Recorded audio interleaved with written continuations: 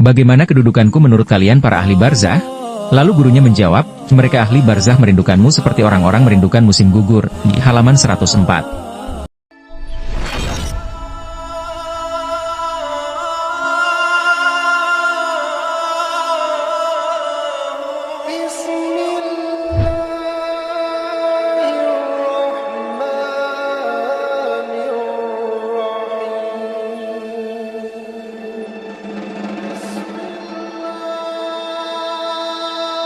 Alkisah, menurut legenda yang berkembang, dahulu kala, di suatu negeri yang tandus dan gersang, berlatar abad ke-7 Hijriah, hiduplah seorang wali bernama Fakih Muqaddam. Dalam legenda itu, dikisahkan bahwa ia dapat melakukan apa-apa yang tidak bisa dilakukan orang biasa. Legenda itu ditulis pertama kali di abad ke-9 Hijriah, oleh Ali Al-Sakron, seorang penulis yang mengaku keturunan tokoh legenda tersebut. Dalam legenda tersebut dikisahkan, Fakih Muqaddam telah mencapai derajat kewalian yang mengalahkan seluruh para wali di dunia. Ia hanya bisa dikalahkan oleh para sahabat Nabi saja atau oleh orang yang disebutkan oleh Nabi Muhammad SAW akan keunggulannya seperti Uwais Al-Qarni, halaman 102. Dikisahkan pula bahwa Fakih Muqaddam berkata, bandinganku dengan kalian sama seperti bandingan Nabi Muhammad SAW dengan kaumnya, halaman 102. Dalam legenda yang berkembang itu, dikisahkan pula bahwa Fakih Muqaddam setelah wafatnya selalu datang mensyalati jenazah orang yang meninggal, halaman 104. Dikisahkan pula, ketika gurunya yang bernama Bamarwan meninggal dunia, Fakih Muqaddam sedang berada di luar kota. Ketika ia datang gurunya telah dikubur, lalu ia bersemedi dan berjanji tidak akan berhenti dari semedinya kecuali gurunya telah datang kepadanya. Lalu gurunya datang dan mereka berdua berdialog. Dalam dialog itu Fakih Muqaddam bertanya kepada gurunya, bagaimana kedudukanku menurut kalian para ahli barzah? Lalu gurunya menjawab, mereka ahli barzah merindukanmu seperti orang-orang merindukan musim gugur, di halaman 104. Dikisahkan pula dalam legenda itu, ada seorang teman Fakih Muqaddam bernama Abu Huraisah hilang di perjalanan, lalu datang seseorang mengatakan bahwa ia telah mati. Kemudian Fakih Muqaddam menundukkan kepalanya lalu setelah beberapa saat kemudian ia berkata, ia belum mati. Orang itu bertanya, bagaimana engkau tahu bahwa ia belum mati? Kemudian Fakih Muqaddam berkata, aku telah mencarinya ke surga lalu aku tidak melihatnya. Tidak mungkin ia akan masuk neraka, di halaman 104. Dalam legenda itu disebutkan pula, bahwa kuburan Fakih Muqaddam adalah kuburan keramat. Orang yang ingin berziarah di pemakaman desa itu tidak boleh menziarahi orang lain sebelum kuburan Fakih Muqaddam, walaupun itu makam ibunya sendiri, halaman 109.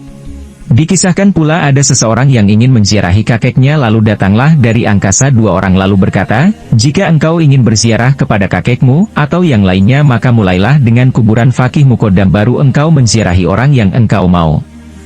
Jika engkau terburu-buru maka ucapkanlah salam kepada Fakih Muqaddam. Lalu orang itu bertanya, kalian berdua siapa? Lalu kedua orang itu menjawab, kami adalah Abu Bakar dan Umar bin Khattab. Lalu kedua orang itu terbang seperti dua burung elang ke tengah angkasa, halaman 109.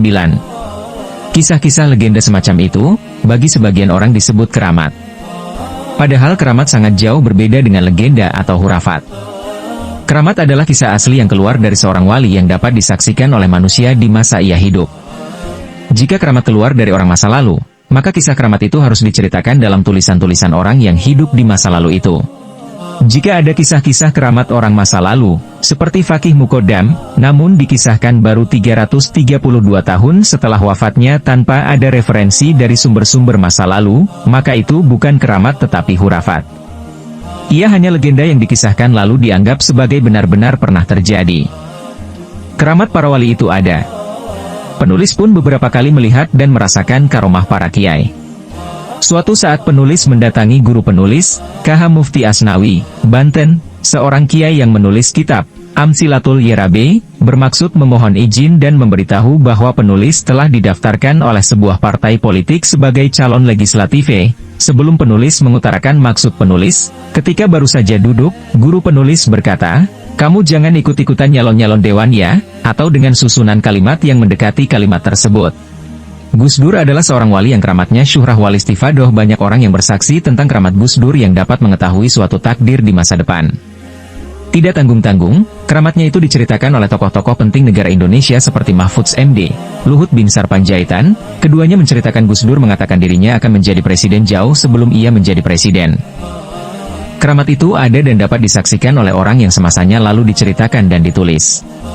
Sekali lagi penulis katakan, jika kisah keramat itu baru diceritakan 332 tahun setelah wafatnya, seperti kisah keramat Fakih Muqaddam, di mana keramat-keramatnya tidak pernah disaksikan oleh orang pada masanya, yaitu tahun 653 Hijriah tetapi baru ditulis setelah 332 tahun oleh orang yang mengaku keturunannya, yaitu Ali Al-Sakran pada tahun 895 Hijriah, maka yang demikian itu bukan keramat tetapi legenda atau hurafat.